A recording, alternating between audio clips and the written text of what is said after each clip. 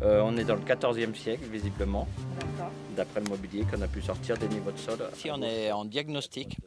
En fait, on est dans le cadre d'un projet d'aménagement de la part de la mairie pour éventuellement faire un parc, un jardin.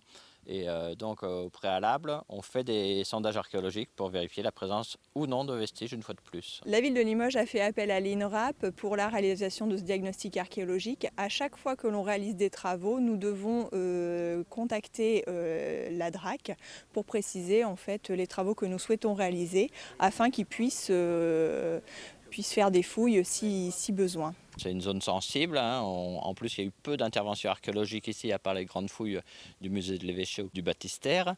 Ici donc effectivement on a de gros espoirs, surtout qu'on est dans un angle en fait peut-être d'un fossé médiéval et c'est lui qu'on recherche sachant qu'on a des installations qui sont venues par-dessus. La première problématique c'était de vérifier l'existence de ce fossé à cet emplacement-là et puis de voir à quel niveau apparaissaient les vestiges pour pouvoir aider à l'aménagement futur. On a eu des constructions ici probablement dès le XIVe siècle, peut-être au-dessus d'un fossé antérieur mais qu'on n'arrive pas à atteindre pour des questions de sécurité. Ce qui est intéressant sur ce bâtiment 14e, c'est qu'on a carrément les niveaux de destruction avec les niveaux de tuiles empilés, les pierres au-dessus, donc il a été complètement annihilé par un incendie. On a même des graines par endroits, on trouve un peu de céramique qui nous permet donc de dater visiblement 14e, 15e siècle. Et donc ce qui est intéressant dans ce sondage-là, c'est qu'à l'extrémité ici, on a un empierrement, un pavement qui correspond peut-être à une voie, longée par un mur ici. Et puis après, on passe dans la partie habitation. Et après, on a des murs qui viennent se coller sur ce mur de façade ici, avec donc les niveaux de sol jaunes ou empierrés qu'on aperçoit ponctuellement. Après, ça s'est perturbé par une grande fosse à chaux qu'on aperçoit dans la coupe ici avec le fond couvert de chaux. Sur le terrain, c'est souvent rapide, il faut extraire un maximum de données d'informations. Et puis, on retrouve beaucoup de mobilier dans les différentes couches qu'on a identifiées sur le terrain. Et ce mobilier, ça peut être de la céramique, ça peut être des ossements animaux, ça peut être du petit mobilier métallique, des monnaies parfois. Et donc, il faut que chaque type de mobilier soit étudié par un spécialiste. Donc on est obligé de faire appel à des différentes personnes. Par exemple, on a aussi des graines là sur ce chantier-là. Donc on a une carpologue qui travaille sur ces graines, une céramologue qui travaille donc sur la céramique, et puis on a un archéozoologue pour les ossements animaux, etc. quoi. Le lavage a été effectué, donc on va essayer de faire un petit recollage pour essayer d'avoir un maximum d'informations, de profils, essayer d'obtenir des profils archéologiques. Hop là. Pour pouvoir définir et apporter des éléments au céramologue en dessinant donc là les profils qui sont ici, avoir les formes complètes, les diamètres au maximum de ce qu'on a pu récupérer. Donc là on a plusieurs formes qui vont coller les unes avec les autres, qui vont nous permettre de voir à peu près ce qu'on a pu sortir et puis avoir un peu plus de détails. Pour les céramiques modernes et contemporaines, il va falloir que je fasse quelques recherches, mais sinon pour ce type de céramique, là, on a des référentiels et voilà, ça c'est quand même relativement bien calé. On sait qu'on est sur des réchauds fin 16e, 17e siècle. Ça, c'est de la vaisselle de table qui caractérise quand même une table privilégiée. Après, on va travailler sur la stratigraphie avec le responsable d'opération, parce que le céramologue, s'il n'a pas les informations du terrain, en fait, il ne sert à rien. Voilà, donc c'est vraiment un échange. On va regarder le petit mobilier aussi. Là, il y a une petite boucle de ceinture. On va voir de quel niveau elle vient, si on arrive à la dater, même approximativement, pour voir si ça peut correspondre avec la céramique qu'on a trouvée. Et après, sur des gros sites urbains, on peut faire des datations sécateurs sur des charbons de bois, ou sur des graines, ou sur de la faune, pour essayer d'affiner la chronologie. En tant que carpologue, je travaille sur les graines et les fruits issus des sites archéologiques. En fait, l'archéobotanique dont je dépends est saucissonnée en plusieurs disciplines. La carpologie, donc, l'anthracologie, qui travaille sur les charbons, la palynologie sur les pollens, etc., etc. Il y a plusieurs modes de fossilisation en zone tempérée, comme à Limoges. La plus fréquente, donc en milieu sec, c'est la carbonisation.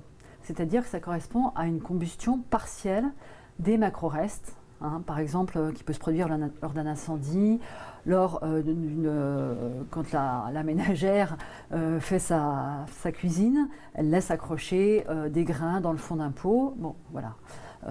Incendie d'une réserve de stockage, Après, les circonstances de carbonisation sont multiples. Donc je verse le contenu de l'échantillon dans le seau, parce que les grains n'ont pas tous la même taille. Donc en général, on utilise un tamis de 2 mm et un de 500 microns. Donc là, on voit déjà les graines qui apparaissent. Hein. Vous voyez comme c'est riche en graines carbonisées là qui coulent. Alors ça, c'est ce qu'on appelle le principe de la flottation, c'est-à-dire que les éléments carbonisés sont plus légers. Voilà, donc le résultat de la maille 2 mm. Donc c'est, bon, il y a des petits fragments de briques. Des charbons, encore une fois, et énormément de grains de céréales. Il n'y a pas l'air de sortir beaucoup de choses de la maille de 0,5 mm. On peut supposer qu'il n'y avait que des céréales, donc la récolte de la réserve de graines était déjà nettoyée. Mais c'est à confirmer. Nous avons les refus de tamis hein, que nous avons fait sécher, et je vais en mettre un peu dans une coupelle pour les trier, isoler les graines par espèce. Le carpologue travaille plutôt sur l'exploitation que l'homme a fait de son milieu, la transformation qu'il en a fait, l'utilisation au travers des pratiques agricoles, au travers des modifications des paysages, au travers de l'alimentation, enfin de ce qu'il a consommé pour lui ou pour ses animaux, hein, parce qu'il faut aussi penser à tout ce qui est fourrage, et l'utilisation après, les utilisations artisanales des plantes comme les plantes textiles, les plantes médicinales, etc., etc. Il y a beaucoup de seigle. On retrouve des charbons de bois. Hein.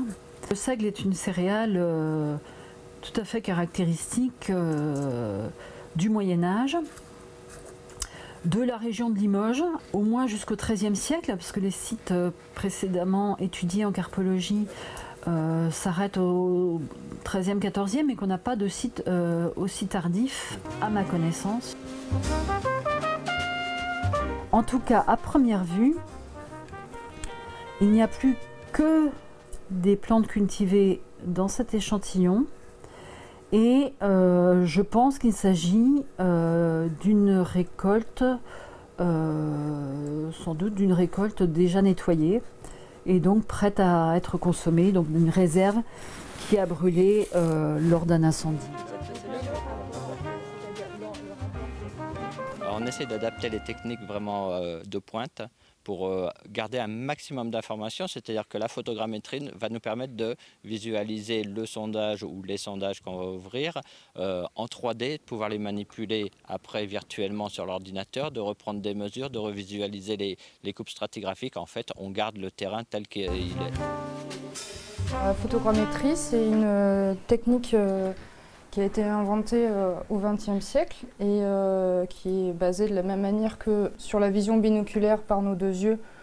Nos deux yeux vont nous permettre de voir la profondeur. Là, on va prendre des photos qui vont se recouper, c'est-à-dire que chaque élément va être pris sur au moins 2 photos. Et chaque pixel de la photo numérique va retrouver sa profondeur et la position des appareils photo dans l'espace vont être recréés. Ce qu'il y a sur cet écran, ce sont uniquement des nuages de points. Quand je tourne, on voit que ce n'est pas fermé. Chaque point a ses coordonnées en X, Y et Z, et les Z correspondent aux altimétries. C'est-à-dire qu'en cliquant sur n'importe quel point, on peut avoir l'affichage de ses coordonnées et donc de son altimétrie. Donc il faut imaginer que si on est bien dans le XIVe siècle, ce que me confirmeront les céramologues, ça veut dire que tout ce qui est dessous est plus ancien. Ces sondages, on les ouvre et le lendemain, ils sont refermés quasiment. Hein. Donc les vestiges sont laissés en place. Nous, on prélève un peu de mobilier s'il y en a. On essaye d'observer s'il y a des murs, s'il y a des sols. Quand je parle de mobilier, ça peut être de la céramique ou des petits objets métalliques, parfois des monnaies. Donc à partir de ça, on a une idée de la profondeur d'apparition, de l'état de conservation des vestiges et de leur datation. Voilà, c'est un premier aperçu qui donne lieu après coup, dans le cadre de l'aménagement, à une fouille ou à un réaménagement, une réflexion sur l'aménagement futur. Le but ultime, c'est qu'on fournisse un document, donc d'abord le document, le rapport de diagnostic, et puis s'il doit y avoir une fouille, il y a aussi un rapport de fouille qui fait un état de toutes les découvertes mobilières, immobilières, toutes les analyses par les spécialistes, voilà, que ce soit les datations au carbone 14, que ce soit la céramique, l'étude des ossements animaux, tout ça.